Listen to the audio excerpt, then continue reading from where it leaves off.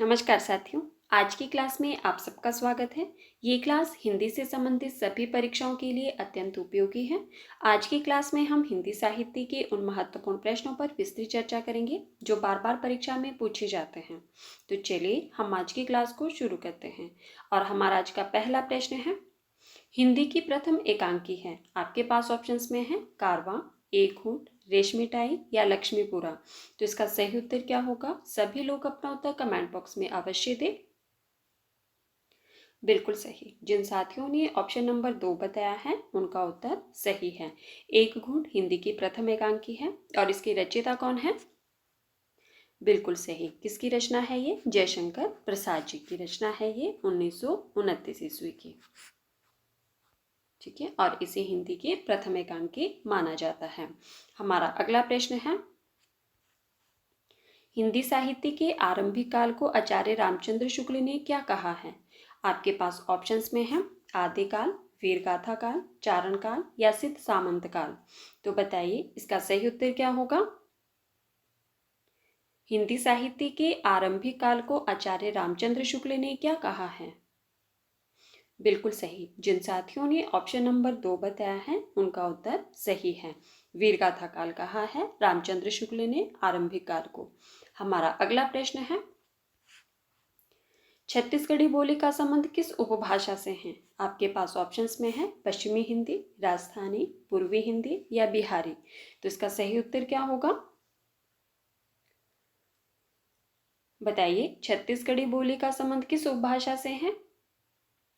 बिल्कुल सही। जिन साथियों ने ऑप्शन नंबर 3 बताया है उनका उत्तर सही है। ठीक है, आप जानते हैं कि पूर्वी हिंदी के अंतर्गत कुल 3 उपभाषाएं आती है। कौन कौन सी? अवधी, बघेली और छत्तीसगढ़ी। ठीक है, तो हमारा सही उत्तर हुआ ऑप्शन नंबर 3।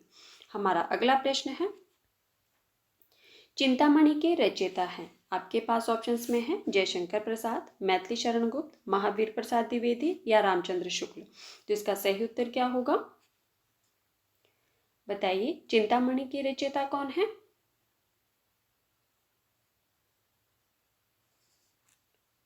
बिल्कुल सही। जिन साथियों ने ऑप्शन नंबर 4 बताया है उनका उत्तर सही है। चिंतामणि रामचंद्र शुक्ल जी की रचना है और यह कब प्रकाशित हुआ था? 1939 ईस्वी में। ठीक है, हमारा अगला प्रश्न है, निम्न में से कौन सा उपन्यास पांडे बेचन शर्मा उग्र द्वारा लिखा गया है? आपके पास उपन्यासों के नाम दिए गए हैं झूठा सच, गोदान, तमस, चंद हसीनों के खतूत। तो इसका सही उत्तर क्या होगा? बताइए, कौन सा उपन्यास पांडे बेचन शर्मा उग्र द्वारा लिखा गया है इनमें से? बिल्कुल सही। जिन साथियों ने ऑप्शन नंबर 4 बताया है उनका उत्तर सही है। चंद हसीनों के खतूत पांडे बेचन शर्मा उग्र द्वारा लिखित है। अब हम बात करते हैं कि झूठा सच, इसके रचयिता कौन है? बताइए, झूठा सच किसकी रचना है? बिल्कुल सही, यशपाल जी की। और गोदान? प्रेमचंद की। बिल्कुल सही। और तमस? भीष्म साहनी का उपन्यास है। ठीक है, तो हमारा सही उत्तर है ऑप्शन नंबर 4, चंद हसीनों के खतूत पांडे बेचन शर्मा उग्र द्वारा रचित है। झूठा सच यशपाल का उपन्यास है। गोदान प्रेमचंद जी का उपन्यास है और तमस भीष्म साहनी जी का उपन्यास है। ठीक है, तो हमारा सही उत्तर है ऑप्शन नंबर 4। हमारा अगला प्रश्न है, खड़ी बोली का पहला महाकाव्य माना जाता है। आपके पास ऑप्शंस में है साकेत, यशोधरा, प्रिय प्रवास या विष्णुप्रिया। तो इसका सही उत्तर क्या होगा?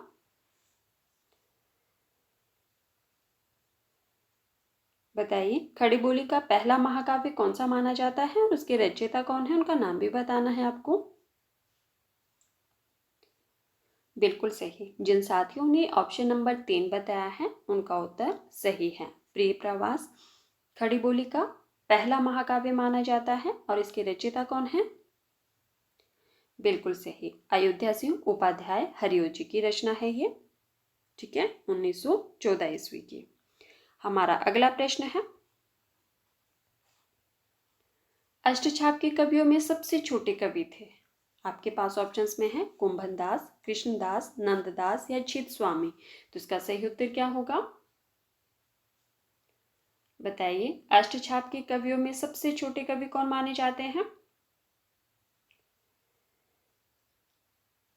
बिल्कुल सही। जिन साथियों ने ऑप्शन नंबर 3 बताया है उनका उत्तर सही है। नंददास सबसे छोटे कवि माने जाते हैं। और अष्टछाप में सबसे ज्येष्ठ कवि कौन माने जाते हैं? ज्येष्ठ मतलब सबसे बड़े कवि। अष्टछाप के कवियों में सबसे बड़े कवि कौन माने जाते हैं? बिल्कुल सही। सबसे जो ज्येष्ठ माने जाते हैं वो माने जाते हैं आपके कुंभन दास, और सबसे जो छोटे कवि माने जाते हैं वो माने जाते हैं आपके नंददास। तो हमारा सही उत्तर है ऑप्शन नंबर 3। हमारा अगला प्रश्न है, गोपाल दास गहमरी ने किस प्रकार के उपन्यास लिखे? आपके पास ऑप्शंस में है ऐतिहासिक, पौराणिक, जासूसी या तिलस्मी। तो इसका सही उत्तर क्या होगा?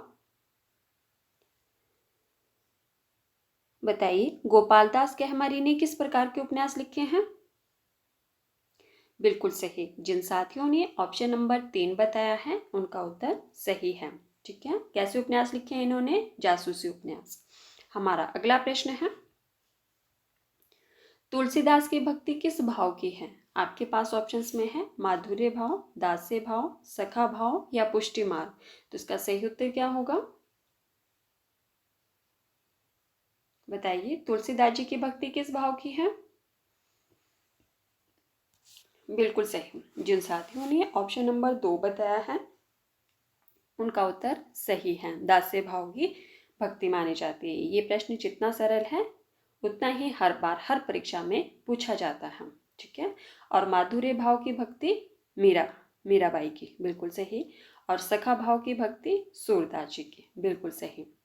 ठीक है, तो हमारा सही उत्तर हुआ ऑप्शन नंबर 2। हमारा अगला प्रश्न है, ये आपके पास पंक्ति दी गई है, गोरख जगायो जोग भगति भगायो लोक। प्रस्तुत पंक्ति की रचयिता है। आपके पास ऑप्शंस में है गोरखनाथ, तुलसीदास, कबीरदास या नंददास। तो इसका सही उत्तर क्या होगा? बताइए। पंक्ति दी गई है आपके पास, गोरख जगायो जोग भक्ति भगायो लोक। प्रस्तुत पंक्ति की रचयिता कौन है? बिल्कुल सही। जिन साथियों ने ऑप्शन नंबर 2 बताया है उनका उत्तर सही है। प्रस्तुत पंक्ति किसकी है? तुलसीदास जी की है। हमारा अगला प्रश्न है, अज्ञे का सन्नाटा शीर्षक लेख उनके किस निबंध संग्रह में संकलित है?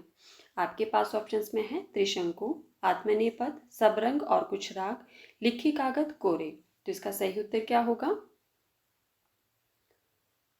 प्रश्न को ध्यान से सुनिए। प्रश्न है कि जो अज्ञे का सन्नाटा है शीर्षक लेख उनके किस निबंध संग्रह में संकलित है?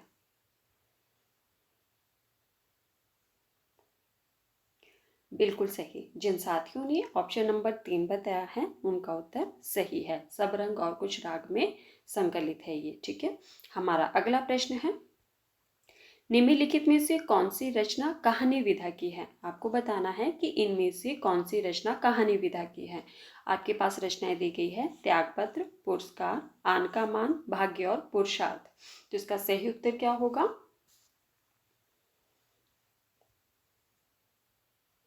बताइए, कौन सी रचना कहानी विधा की है और उसकी रचयिता कौन है? उनका नाम भी बताना है आपको। बिल्कुल सही। जिन साथियों ने ऑप्शन नंबर 2 बताया है उनका उत्तर सही है। पुरस्कार कहानी विधा की रचना है। किसकी कहानी है ये? जयशंकर प्रसाद जी द्वारा रचित है। बिल्कुल सही। पुरस्कार कहानी की रचयिता कौन है? जयशंकर प्रसाद। चलिए, अब हम बात करते हैं कि जो त्यागपत्र रचना है यह किस विधा की है और इसकी रचनाकार कौन है। बिल्कुल सही। त्यागपत्र जो है वो उपन्यास विधा की रचना है। और किसका उपन्यास है ये? बिल्कुल सही, जैनेन्द्र कुम्हार का। ठीक है। किसका है ये? जैनेन्द्र कुम्हार जी का उपन्यास है त्यागपत्र। और आन का मान किस विधा की रचना है? बिल्कुल सही। आन का मान जो है वो नाटक विधा की रचना है। और इसके रचयिता कौन है? जी हाँ, हरिकृष्ण प्रेमी जी का नाटक है ये आन का मान। और भाग्य और पुरुषार्थ? बिल्कुल सही। ये किस विधा की रचना है? निबंध विधा की रचना है भाग्य और पुरुषार्थ। किसका निबंध है ये? बिल्कुल सही, जैनेन्द्र कुम्हार जी का। ठीक है, तो हमारा सही उत्तर हुआ ऑप्शन नंबर 2, पुरस्कार कहानी विधा की रचना है और जयशंकर प्रसाद जी की यह कहानी है। त्यागपत्र उपन्यास विधा की रचना है, जैनेन्द्र कुमार जी का उपन्यास है ये। आन का मान नाटक विधा की रचना है, और किसका नाटक है ये? हरिकृष्ण प्रेमी का। ठीक है, हरिकृष्ण प्रेमी जी का नाटक है। भाग्य और पुरुषार्थ निबंध विधा की रचना है, और इसके रचयिता है जैनेन्द्र कुमार। हमारा अगला प्रश्न है, इनमें से कौन सा निबंध संग्रह सबसे पहले प्रकाशित हुआ? आपको बताना है कि इनमें से कौन सा निबंध सबसे पहले प्रकाशित हुआ। आपके पास ऑप्शंस में है रस आखेटक, पर्ण मुकुट, दृष्टि अभिसार या निषाद बांसुरी। तो इसका सही उत्तर क्या होगा?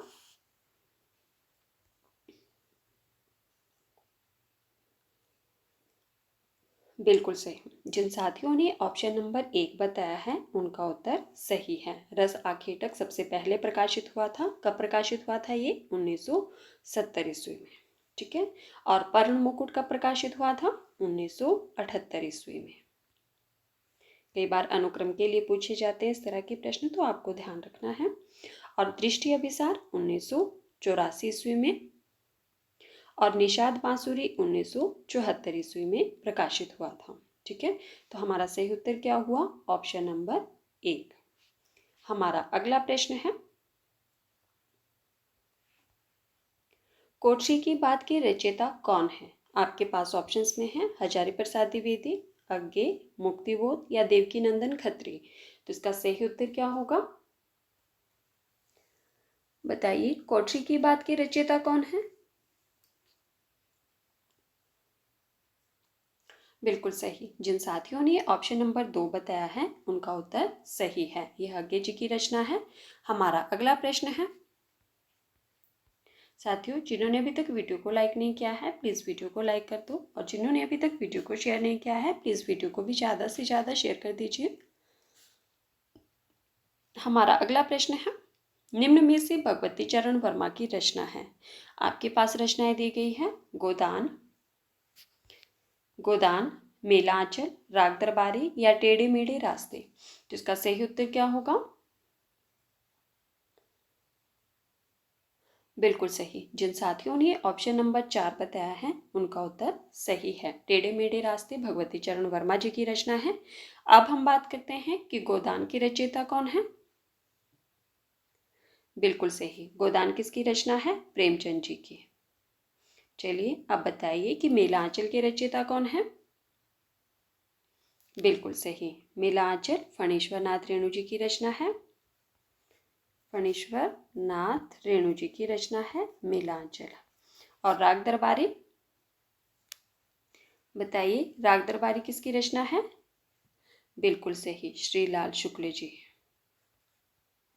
ठीक है, तो हमारा सही उत्तर क्या हुआ? Option number 4।